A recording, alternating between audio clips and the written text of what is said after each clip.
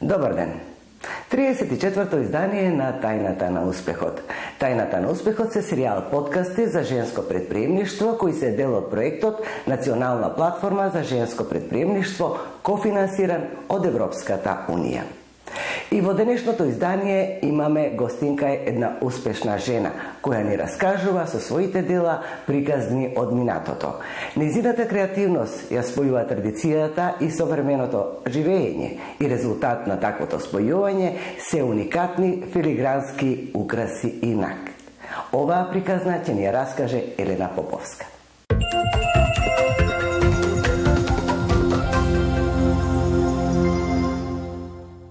Елена, добре дојде во Тајната на успехот. Ви благодарам на поканата и чест ми е да учествувам во вашата програма.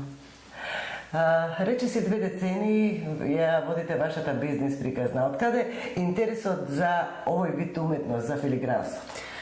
Па интересот е уште додека бев мала, се сеќавам на првото филигранско парче накид, односно прстен, кој што потекнуваше на од мојата правава. Го носев со чест во моментот кога веќе го се изгуби парчето, се искрши, кога веќе не можеше кој да го поправи. Јас мислев дека на некој начин ќе се изгуби таа една древна техника која што ја има кај нас и дека на некој начин ќе изгубиме едно големо парче од нас, од нашата историја. Еден дел од минатото, дел од вашата историја. Да. Никогаш не сум мислела дека јас ќе се занимавам со изработување на накид, меѓутоа животот ме донесе во такви води да кога го изучи филигранскиот занает, на некој начин се сетив на тоа парче накид што го имав како дете и си реков дека сега сепак ќе се прават и нови парчиња и нови деца ќе носат нешто што ќе не подсетува на нашата фамилија. Каде го учевте занаетот? Занаетот го учев во Занечиската комора Скопје. Тоа е обука која што трае 6 месеци, каде што сега можам да кажам дека сум веќе долги години предавач таму. Имаме можност да многу луѓе, многу млади, многу жени научиме на овој занат и на некој начин да овозможиме и понатака да го најдат својот животен пат, односно професија. Во вашите дела може да се забележат разновидни мотиви. Откаде црпите инспирација за делата, за тие уникатни парчиња, накид, па и украси? Да. Природата. Природата е најубавиот уметник, недостижен уметник, кој што колку и да сакаме да го репродуцираме на некој начин, мислам дека никогаш нема да постигнеме. Тоа е неисцрпна инспирација и мислам дека не само на мене и на голем дел на други уметници ќе им биде недостижна цел. Во вашите дела се гледа спој на традицијата со минатото, во вашите дела се гледа дека сакате на помладите генерации, ви како што рекавте, дека сакате да им пренесете дел од минатото и да биде основа за еднината. Дали покрај сребрената жица што ја користите и некои други материјали или друг вид техника при изработката на украсите и накитот? Па во секој случај, ако се задржиме само на еден материјал, тоа на некој начин не прави ограничени. Користам бакар, месинг, користам сребро, користам полускапоцени камења. Се надевам нема да ова остане на тоа ниво, дека понатака ќе се појави некоја нова техника, интересен материјал со кој што ќе може да се игра. Да се искомбинира и да се направат уникатни дела. Вие вашите дела сте ги представиле на многу настани, на многу изложби во странство, но и во нашата држава. Кои искуства може да се понесат од таквите настани? Што може да биде чекор напред во вашата уметност, во вашата вештина? Во секој случај, кога ќе отидете надвор од нашата земја, се содруваме со нови култури, со нови размислувања, со нови погледи на светот и многу е убаво кога ќе видиме кои луѓе како размислуваат, може ќе се отвори некое ново поле за интерес, за идеја, така да во секој случај, особено искуството што го добив во Емиратите, во Шаржа, каде што бевме 3 недели представници на Македонија, таму да можеме да ја покажеме нашата култура, мислам дека многу интересни идеи ни се родија за понатака да се направи нешто ново. И да се направи комбинација помеѓу идеите и традициите на некој начин на други места. Вие веќе спомнавте дека предавате во Занечиската комора на град Скопје. Мене ми остана неодговорено прашањето каков е интересот? Дали има доволно, каква е структурата на луѓето што го сакаат да го изучуваат овој занет? Значи, морам да кажам пред се поради финансискиот аспект, бидејќи сега на некој начин се соочуваме со голема економска криза, која што не е само последните 2-3 години, него мислам дека малце подолг период е. Структурата на населението најчесто не е веќе вработено, кое што може да се ги, мислам да ги плати овие часови. Меѓутоа, сепак голем дел од нив се наоѓаат после дека тоа е нешто што повеќе би сакале да го работат во однос на тоа што претходно го работеле, така да се насочуваат кон изработувањето на накид. Во однос на тоа дали се повеќе мажи или жени, можам да кажам дека сепак жените доминираат, изгледа самото креативно творење, мислам дека кај нас е повеќе представено кај женската. Или кога се вели накид, автоматски се мисли на жена. Се мисли на жена. Меѓутоа, ја мислам дека и трпението кое што треба да го имаме додека се изработува особено филигранот е малце по-специфично и повеќе може да се најде кај жените. Или понежен пристап треба да се има. Па да, мислам дека треба да се има нежен, меѓутоа цврст став во исто време, треба да знаете каде треба точно да одите повеќе напред со сила, меѓутоа некако знаеме да ги комбинираме работите и да доведеме до совршенство. Да. Дел сте од менторската програма на Центарот за управување со промени за поддршка на женските бизниси по COVID-19. Во што се состои таа поддршка?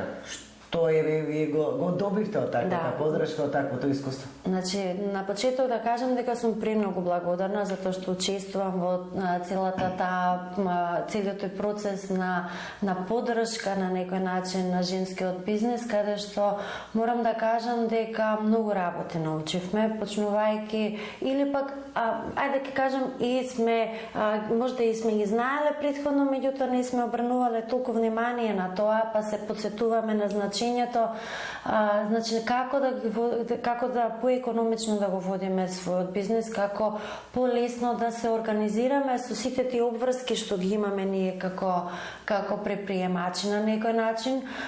Потоа особено учевме во врска со маркетингот, бидејќи маркетингот е многу значен сегмент во развојот на бизнисот, а најчесто тоа го оставаме на страна, бидејќи имаме други обврски што се многу битни.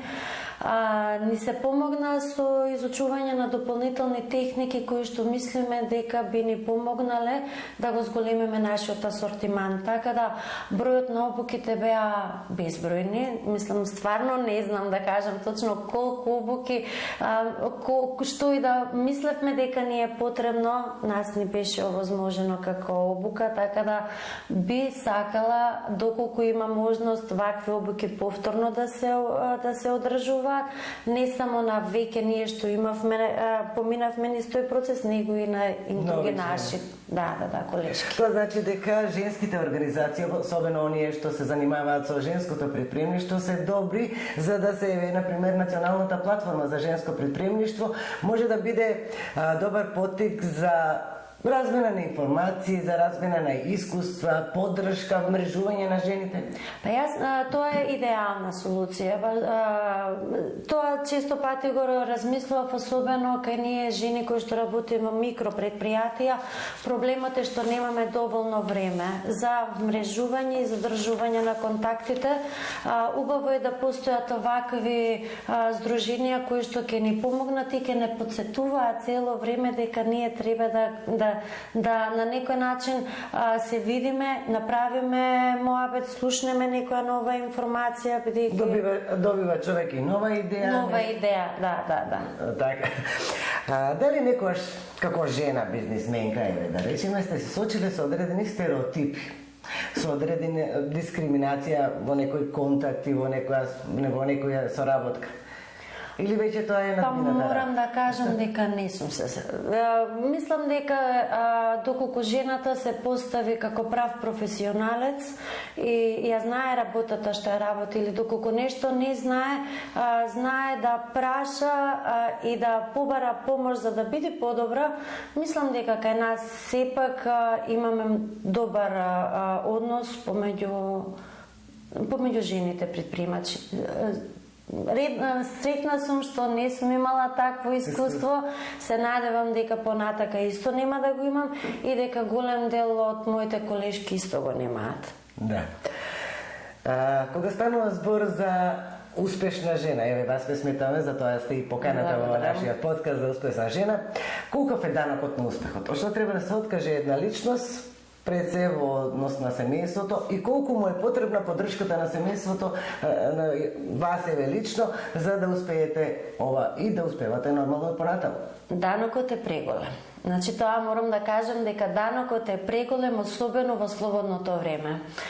Може да слободно време веќе нема или е насочено кон истражување и учење на нешто ново кое што ќе биде искористено понатака во бизнисот, а поддршката на фамилијата мора да биде огромна, бидејќи треба да се најде една златна средина помеѓу врските кои што сепак мора да бидат во домашниот во домот, во домашниот простор и врските кои што сепак ги бара бизнисот.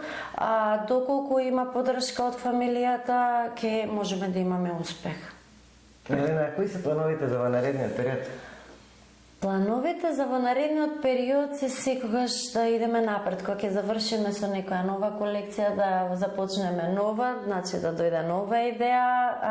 Очекувам дека за брзо ќе започнат и новите обуки во Занаечиската комора, така да ќе запознам нови луѓе на кои што ќе можам да им го принесам занаетот и љубовта кон занаетот. Во случај ќе идеме напред. Во секој случај, еве јас посакувам сите желби, сите планови што ви престоат пред да бидат реализирани и повторно нели да се сретнеме во некоја вака прилика да зборуваме само за успесите. Да. И ако би можело да се направи повторно приправењето на некоја нова колекција, повторно некоја изложба со која што ќе можеме да се представиме пред прошироката јавност. Да дознаат многумина. Благодарам. И благодарам и вас. Благодарам.